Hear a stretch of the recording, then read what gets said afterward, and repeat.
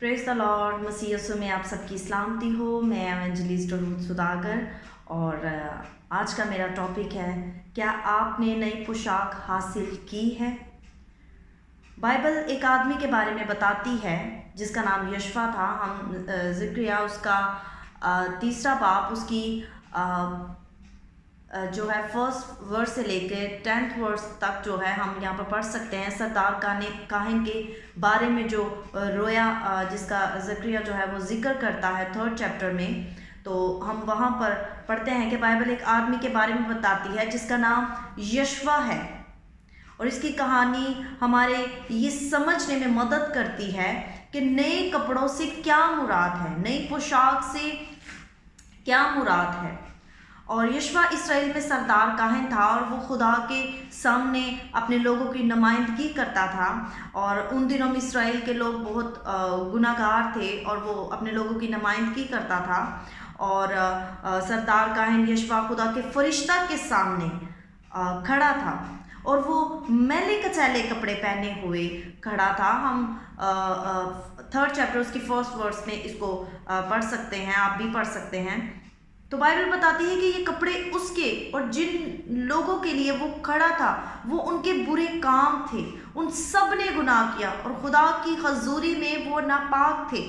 और फिर इस रोया में, इस कहानी में खुदा का फरिश्ता आसपास खड़े हुए लोगों से, गालबन जो फरिश्ते थे उनसे हम कलाम होता है और कहता है कि इसके कपड़े उतार दो। हम यहाँ पर जो है इस वर्स में इसको पढ़ सकते हैं 4th वर्स में। फिर उसने उनसे कहा कि जो उसके सामने खड़े थे, फिर उसने उनसे जो उसके सामने खड़े थे कहा, इसके मैले कपड़े उतार दो। और उन्होंने ऐसा ही किया। तब खुदा के फरिश्ता ने कहा कि मैंने तेरी बदकरदारी तुझसे दूर की, मैंने तेरे मैले कपड़े उतार दिए और अब उन पर नजर नहीं करता। लेकिन वो वहां रुका नहीं रहा। उसने फरिश्तों से कहा कि यशवा को जो है वो गंदे कपड़ों के इव्ज उम्दा नई पोशाक पहना और उसके सर पर साफ अमामा रखो, यानी हेड ड्रेस, जो हेड को कवर करने के लिए कपड़ा होता है उसका की बात कर रहा है कि उसके सर पर साफ अमामा रखो। और उन्होंने ऐसा ही किया। जब खुदा का फरिश्ता वहां पर खड़ा था और इन सारी चीज़ों का, इन सारी बातों का जो हो रहा था, जो कुछ सब कुछ वहां पर हो रहा था उसका जायजा लेता रहा। और यशवा के पास अब खूबसूरत, साफ सुथरा और खूबसूरत लिबास था। यशवा अब खूबसूरत लिबास में मलबूस था और उसके पुराने कपड़े उससे ले लिए जाते हैं।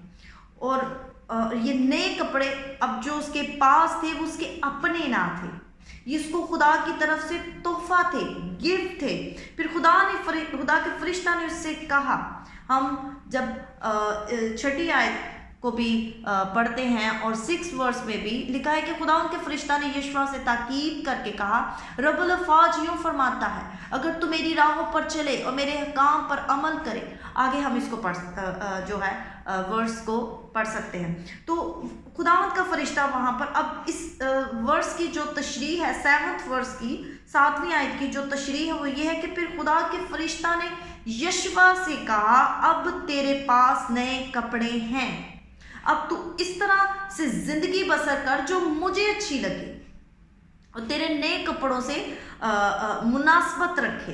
ये 7वीं आयत की तशरीह है। खुदा उन लोगों को जो है उसके करीब आना चाहते हैं, जो निजात हासिल करना चाहते हैं, जो गुनाह की दलदल से निकलना, कीचड़ से निकलना चाहते हैं, जो अभी भी गुनाह की हालत में अपनी ज़िंदगी बसर कर रहे हैं, खुदा जो है उनको नए कपड़े देना चाहता है। जो उस पर ईमान लाएंगे खुदा उनको नए कपड़े देना चाहता है और खुदा देता भी है। और अगर आप खुदावंद यीशु को अपना निजात दहिंदा तस्लीम करें और निजात के लिए दरख्वास्त करें तो वो ज़रूर आपको निजात के और वो खूबसूरत कपड़े देगा और आप इन कपड़ों को हासिल कर सकते हैं। और हमें याद रखने के लिए ये आयत भी हमें याद रखने की ज़रूरत है। और हमें ये आयत हमें बताती है, रोमियो उसका 10वां बाब उसकी 13वीं आयत, कि जो कोई खुदावंद का नाम लेगा निजात पाएगा। खुदावंद पर ईमान लाने की ज़रूरत है तो हम निजात पा जाते हैं। हमें स्पिरिचुअल रैम में वो लिबास, खूबसूरत लिबास मिल जाता है जो हमारा नहीं है। हमसे हमारा पुराना गंदा मैला कचैला गुनाहों से भरा, जो गुनाहों की दलदल में, गुनाहों के कीचड़ में जो गंदा हो चुका है, वो हमसे ले लिया जाता है और हमें साफ लिबास दे दिया जाता है। यानी मसीह की पाकीज़गी, मसीह की रास्तबाजी में हमें शुमार कर दिया जाता है। हालेलुया।